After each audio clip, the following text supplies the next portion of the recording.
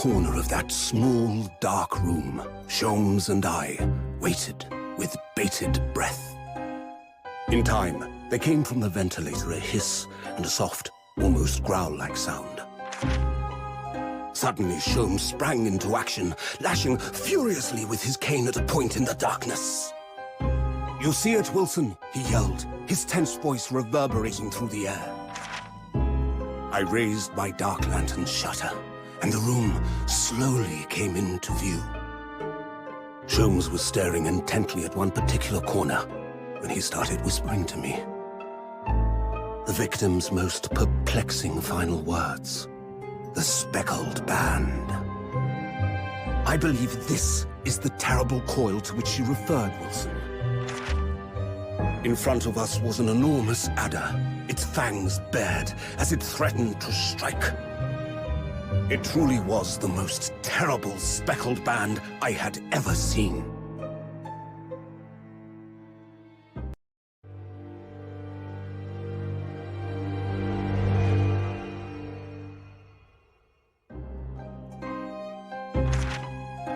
Glancing over my records of the late last century, I am faced by the events of a certain bitter winter.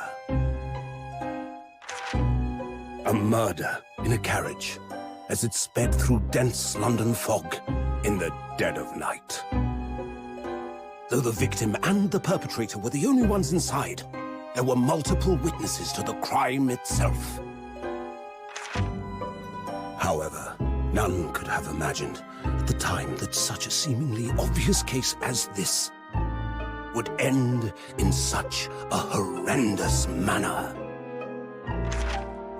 My friend, Mr. Herlock Sholmes, once said of the incident, "I believe that perhaps that case was indeed the prelude.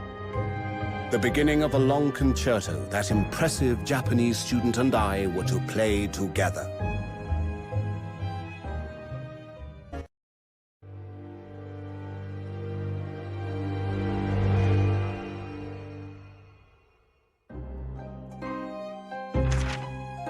"I begin to think, Wilson," said Sholmes, turning his head languidly in my direction, "that there is more to this case than that which we have observed.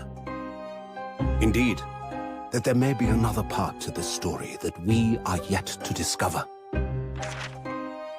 His eyes wandered, following the steam rising from his cup of herbal tea, leading him to the distant memory of that snowy evening. To the young lady collapsed on the pavement along Briar Road, and to the knife in her back.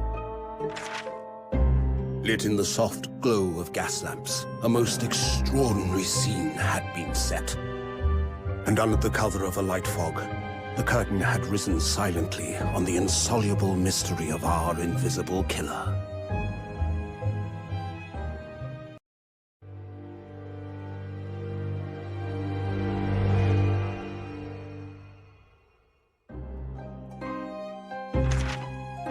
"It's coming!" Sholmes's cry pierced through the thick wall of fog around us. Wisps of vapor flowed over the pistol as I cocked it, and I waited, breathlessly, in the stillness. The silence lasted for what seemed an eternity, until, at last, it appeared. From the shadows of the cloud, an enormous beast sprang out upon us. A hound it was, but not such a hound as any mortal has ever seen. Its eyes glowed with a smoldering glare. The whole of its ox-sized body was outlined in white-hot flames. Its rumbling pant and hideous howl, so terrified was I that I began to tremble with fear. "Look well, Wilson," Sholmes declared, gazing upon the mystical beast. "For this is the diabolical hound of the Baskervilles."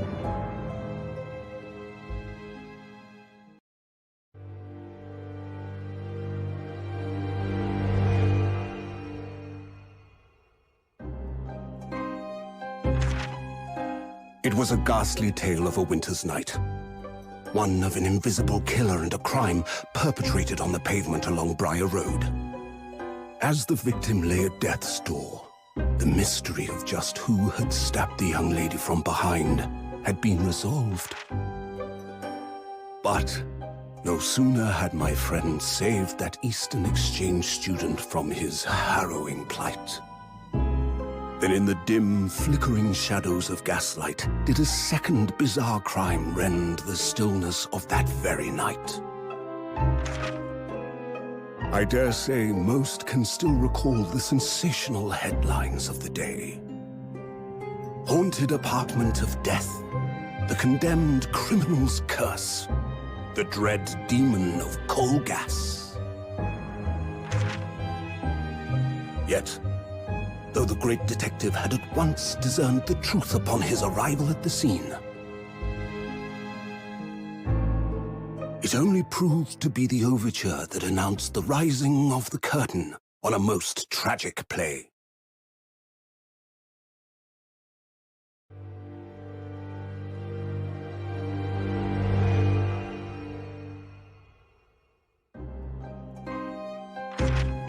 The grand end-of-the-century Great Exhibition of London. Surely there is not a soul who has failed to hear of it. Wondrous new works of culture and industry from every corner of the globe had converged on Hyde Park, welcoming over 50 million visitors. The last great hurrah of this century. Astonished and delighted people of all nations, and ended on a note of resounding success. But as regards to the terrible catastrophe that occurred during the festivities, very few are aware my friend Mr. Herlock Sholmes had a hand in unraveling the matter. For from the shadows, it was he who earnestly unearthed the facts of the case.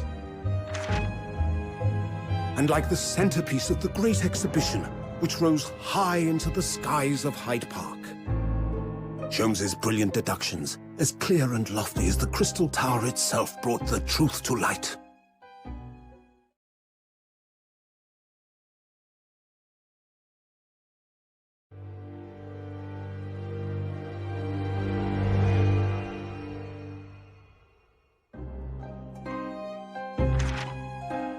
Pipe in hand, Sholmes looked down at the thick, rolling fog outside our window. I wonder exactly how many mysteries are out there, hidden within this bed of fog, he said. Indeed, a most bizarre incident, born of a curious advertisement. A hellhound's mad gallop through the shadows of a serial murder. An executed man's graveyard resurrection in the dead of night. And a commonplace killing in a small, forgotten room at the edge of town. There is, naturally, always another side to every case, of which most remain ignorant. And it is that other side which compels me to the scene of the crime, Wilson. So quickly now, take your hat and let's be on our way, my dear fellow.